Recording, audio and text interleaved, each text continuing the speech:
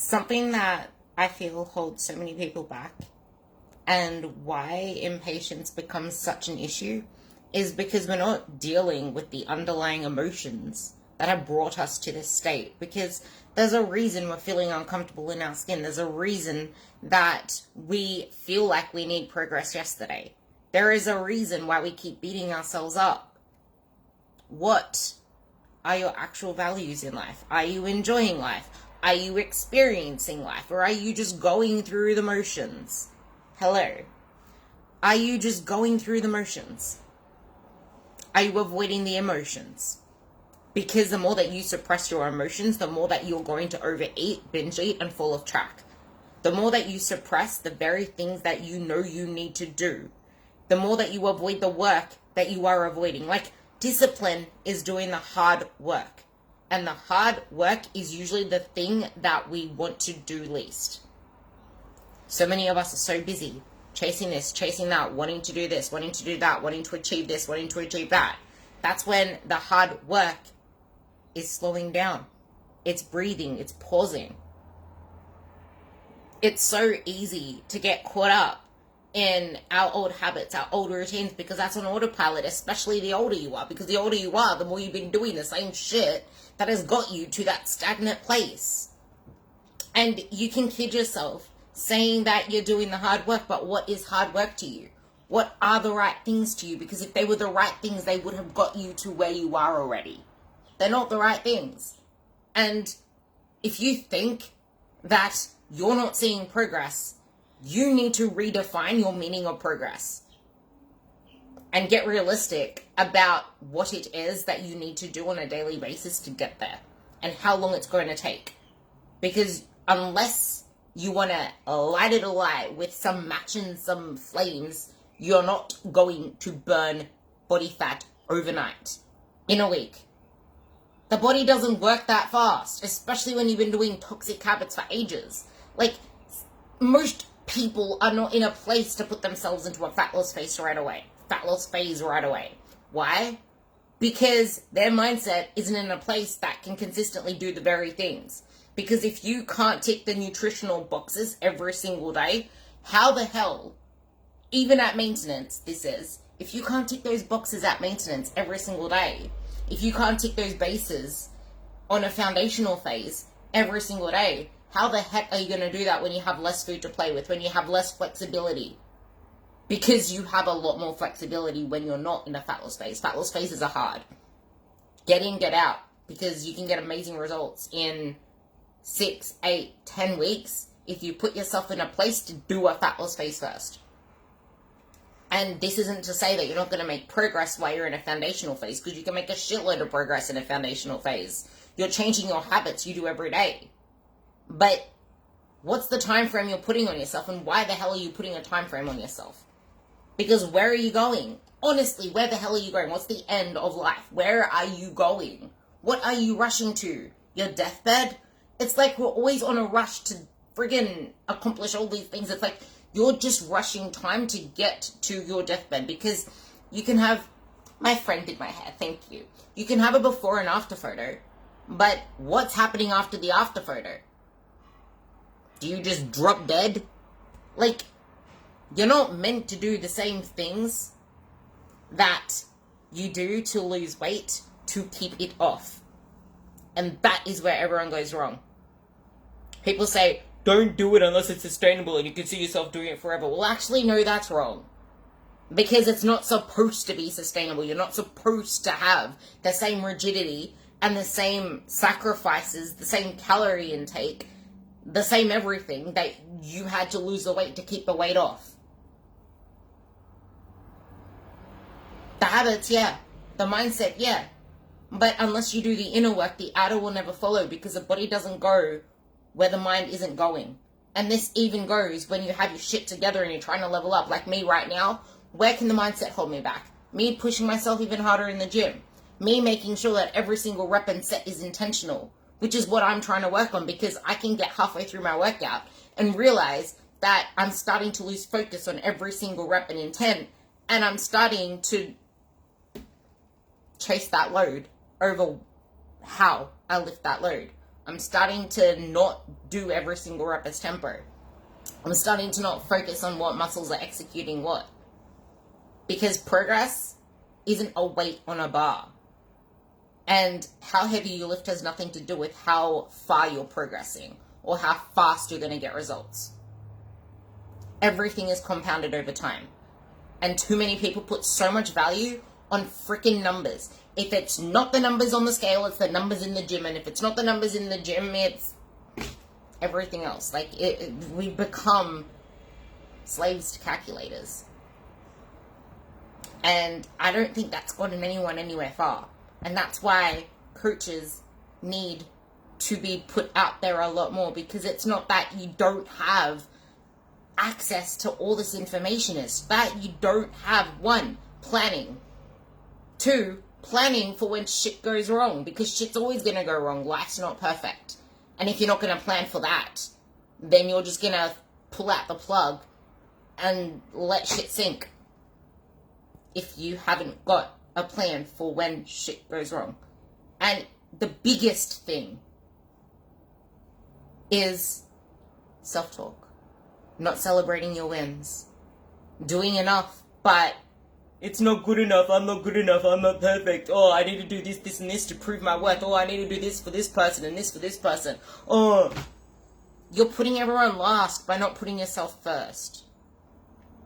Because you're not going to give anything to anyone when you are an empty cup to start with. It's not about filling your cup first so you can give to other people. That's bullshit. It's about filling your cup and always filling your cup so it overflows.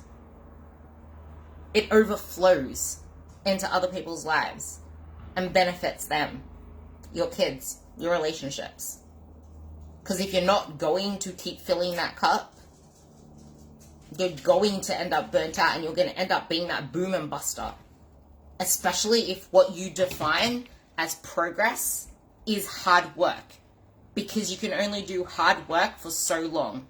Hey, JD. Until you burn out. And hard work leaves no time for you to slow down. And if hard work is all you define progress by, what's going to happen when you get sick? What's going to happen when something happens and you're in a bust period and you can't show up for yourself anymore because you just burnt yourself out? What happens when you have a really stressful day?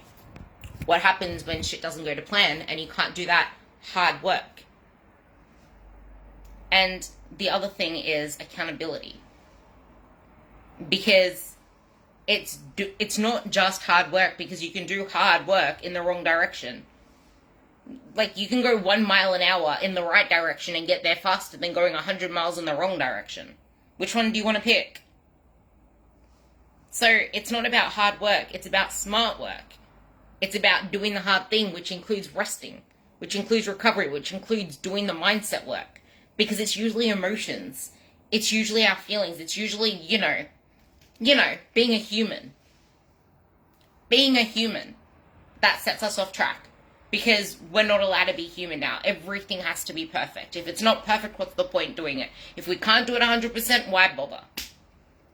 If we're not working out 5, 6, 7 days a week, we're a failure. If we can't do a full session in the gym, why bother? If we can't stick to our meal plan to a T, why bother trying to eat healthy? That's why meal plans fail.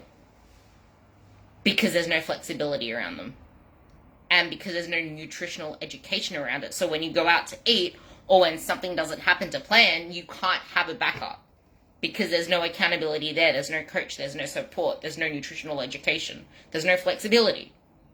Progress isn't about being restricted. That's the word. It's about restraint. Flexible restraint. Because you can't eat everything all of the time and expect to get results. Your diet is the biggest mover for you losing weight or not. But if you're not in a mental place to put yourself into a diet, don't do it. And if you're actually tying yourself to numbers, even the ones that you're tracking, you're automatically feeling restricted.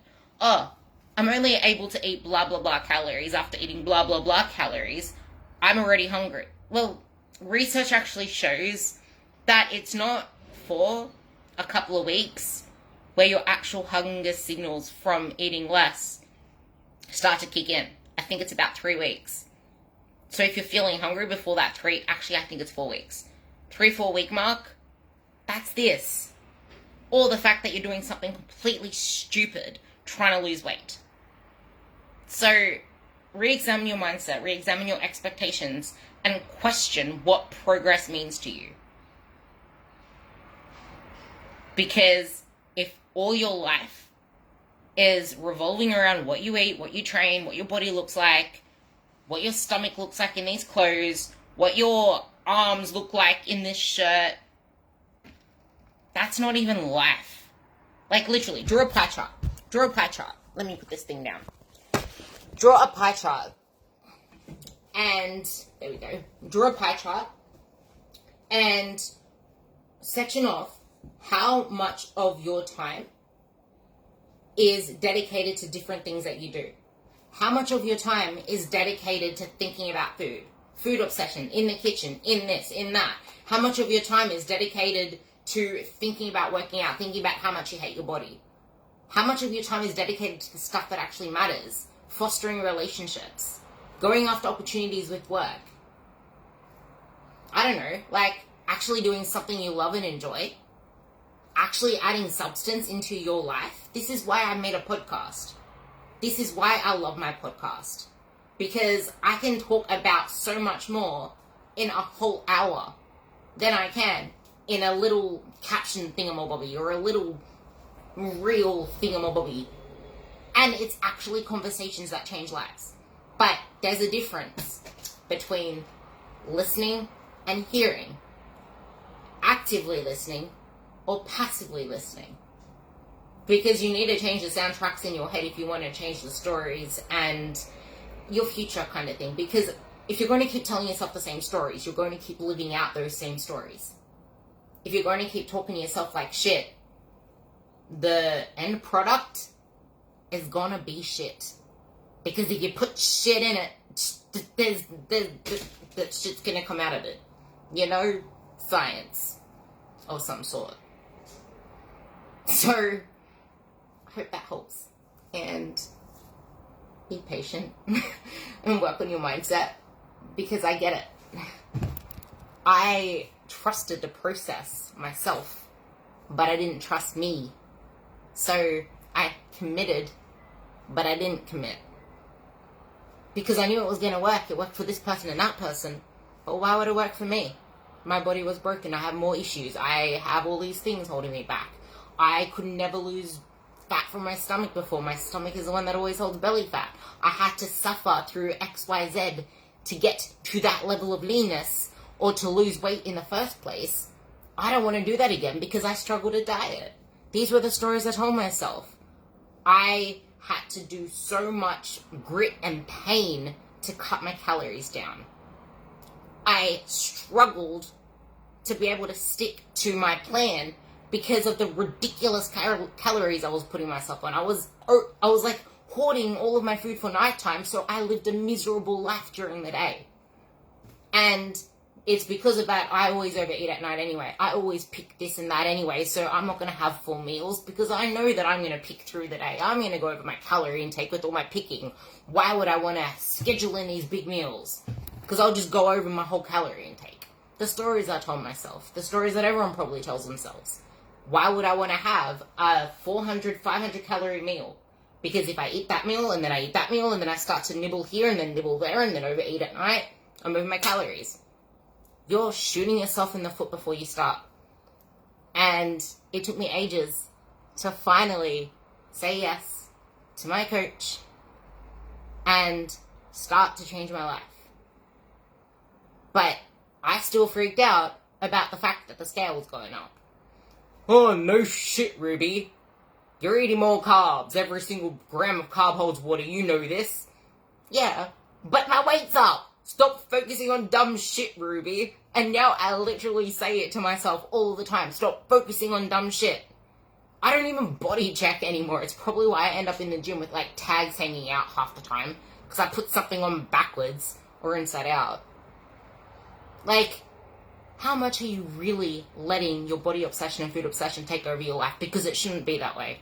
And if you're having food guilt, over enjoying something with your husband, with your partner, with your kids, there's deeper issues there. Because you should be able to say no to things when you're in a fat loss phase, but you don't live in a fat loss phase. They should be like 12 weeks, 16 weeks at max. Maybe with a diet break in there too. But you want to get in and get out. And spend more time at maintenance, building your metabolism back up, building muscle. Because here's the thing. I did a video on this and I'm going to do it again. People want muscle. People want to grow this. But it weighs something. It takes up space. So if your pants are getting tight, you're the one that wants to grow a booty. And yes, you don't want to get bulky, but you don't get bulky lifting weights that are heavy. I try to show that with my proof. But the thing is, you need to get uncomfortable eating enough for long enough to build the muscle first, which takes a really long time because some facts actually, you can lose with intent and if you're in the right place metabolically and hormonally. Just caveating that.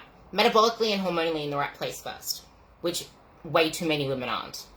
You can lose weight at about half a kilo a week. Maybe if you're going really extreme and aggressive, a kilo a week. That's on the fat loss side. But to grow muscle, you're lucky to even get half a kilo in a month. Which is why freaking stupid in-body scans need to have a big fish slapped across them. Because they say, oh, you gained 3 kilos of muscle and you lost 2 kilos of fat in a friggin' week. No. That's ridiculous and that's not science. You probably gained water weight. Cool. That's considered lean body mass because your muscles hold water. Train really hard and you can be up on the scale by 2 friggin' kilos because now your muscles are inflamed. They're holding more water. Eat more carbs one day. You'll hold more water. Like, science. That's why the scales are stupid. Like, so many different things impact that. Have a shitty sleep, you didn't digest properly. Had more salt one day, you're holding more water. Had your period, your body is going through a stressful period. period. But people are so freaking impatient. Like, no, not even. Like, it depends. If you're a newbie to training, yeah, you can gain, like, maybe 5 kilos, 4 kilos of muscle mass in a year if you're new. If you've been lifting for a while, you'll be lucky to even gain 2 kilos of lean body mass in that year. It slows down. Like, muscle mass is freaking hard to build. Actual muscle tissues. You can lose fat so easy in comparison. But it just never feels easy because people complicate the freaking process and they can't even do something for long enough to build the body because it's uncomfortable. Yeah, perfect. Lucy said it right. And that's as a beginner. And there are actually a lot of people that are still beginners because what they've been doing their whole life is this huffy-puffy bullshit training, which doesn't do shit. So once you get on a progressive training system, you can actually grow a lot more muscle. But like I said, muscle weighs something.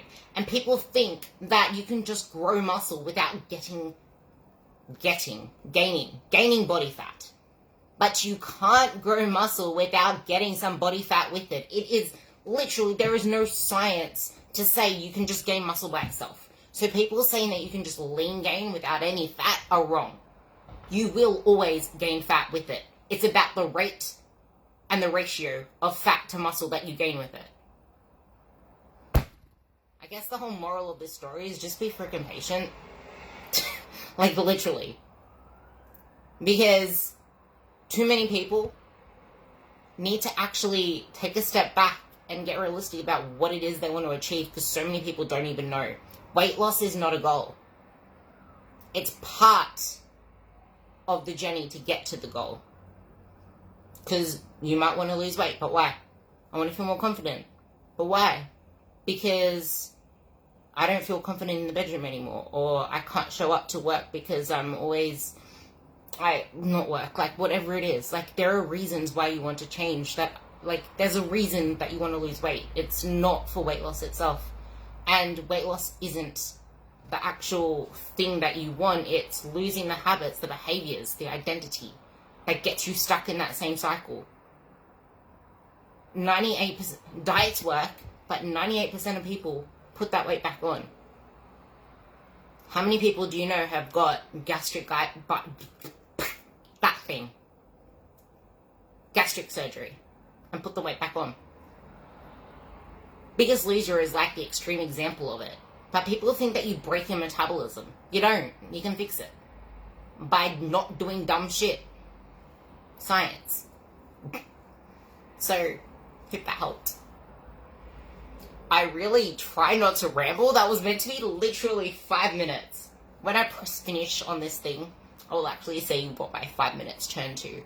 But go listen to episode 222, 224, which is on training and nutrition, and then 226, which is more on behavior change. 222 and 226 are on behavior change. So, go listen to those. And stop digging yourself a deeper hole. Mwah!